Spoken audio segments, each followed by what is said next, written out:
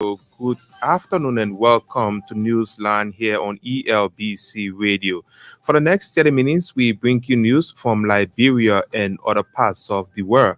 I'm Chap Davis presenting on this Tuesday, February 20, 2024 edition of the program.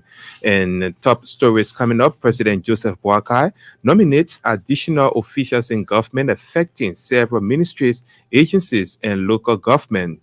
House of Representatives approves executive's request to spend over $41 million on government operations for February. 25-year-old man faces police investigation for allegedly raping a 15-year-old girl in Grangeda County.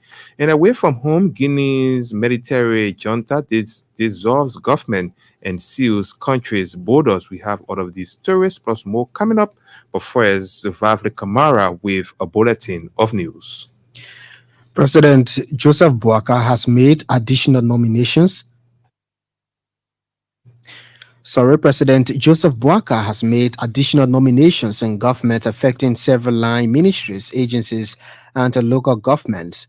Those nominated include Samuel Brown, Deputy Minister for Administration, Selina Posi-Mape, Deputy Minister for Operations, Mark Jabate, Assistant Minister for Urban Affairs. For local government, the Liberian leader also named Warren Bryant, Superintendent of Montserrado County, Baron Zianwe, Superintendent Rivers County, Alex Grant, Superintendent Grant Jida County, Miata Dole, Superintendent Bomi County, and Robert Bestman, Mayor of Pinsville City. Heads of other agencies of government nominated are Steve Zago, Commissioner General, Liberia Immigration Service, Abdullah Kamara, Chairperson, Liberia Telecommunications Authority, and Sinkia Zulu, Chief Executive Officer, National Road Fund of Liberia, Professor Alaric Tukba, Chairman, Governance Commission, Josiah Jokai, Deputy or Director General, Civil Service Agency, Theodore Momo, Director General, National Bureau of Concessions, and Josh Yango, Chief Executive Officer, National Wash Commission. The executive said President Boakai has further called on the officials nominated to continue to demonstrate diligence, commitment, integrity, and loyalty in service to country. The House of Representatives had unanimously voted to approve the president's plea to spend $41 million for government operations this February. It followed a report from a joint committee on Ways, Means, and Finance. The committee in its report suggests that the approval is necessary to allow the government carry out full of its functions effectively. Meanwhile, the instrument has been forwarded to the Senate for concurrence. Police in Grangeda County are investigating a 25-year-old man, Dennis Yuma, for allegedly raping a 15-year-old girl.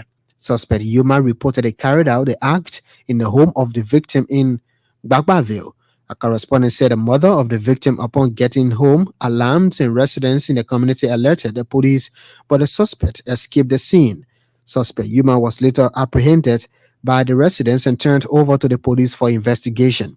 The suspect, rapist, has since denied the allegation, but medical report from the Martha Tutman Hospital indicates that the girl was tampered with. Former President George Weah says he is saddened over the death of former Nimba County District 9 Representative Johnson Gwegolo. Former President Weah, in a Facebook post Monday, described the fallen statesman as a towering figure in the politics of Nimba and the nation at large. The former Liberian leader urged the Bui and Doru people to take solace for the irreparable loss of the statesman.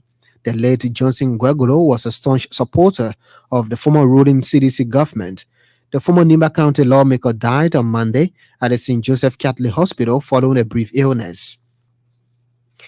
Youth and Sports Minister Councillor Cole Bangalore has pledged to provide technical support for the rehabilitation of at-risk youth across the country.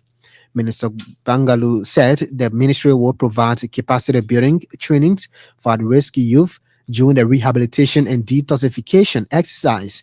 Councillor Bangalore made a commitment Monday during a multi-stakeholders assessment at the Youth Agriculture Training Center in Bensonville.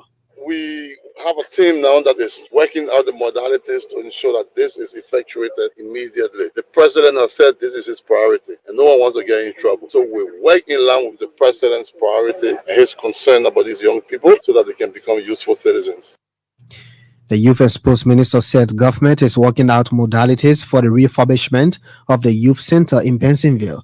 He urged the youth to take advantage of the initiative for self-reliance and reintegration into society. Citizens of Bokomu district in Bapolo County are calling for the rearrest of alleged drug dealer only identified as Umaru in the county. Her correspondent said the accused was earlier caught by citizens of Banga Bokata with 2 parcels of cocaine and turned over to officers of the LDA for prosecution. Correspondent quotes the citizens are accusing Town Chief Moses Gavelaw and Youth Chairman Matthew Limo of turning over 2 Nigerians to the LDA for transfer to Bobolu and excluding Umaru. A correspondent said the 2 Nigerians are in police custody to assist with the investigation. Meanwhile, the Bapolo County Police Commander Bakaba Jara has dispatched a team of officers to bring the suspect Umaru to face justice. UN Food and Agriculture Organization has signed a memorandum of understanding with the government to conduct a regional demersal and pelagic resources survey in the western Gulf of Guinea. Demersal is the bottom of lakes and seas containing fish, while pelagic is the opening part of the sea.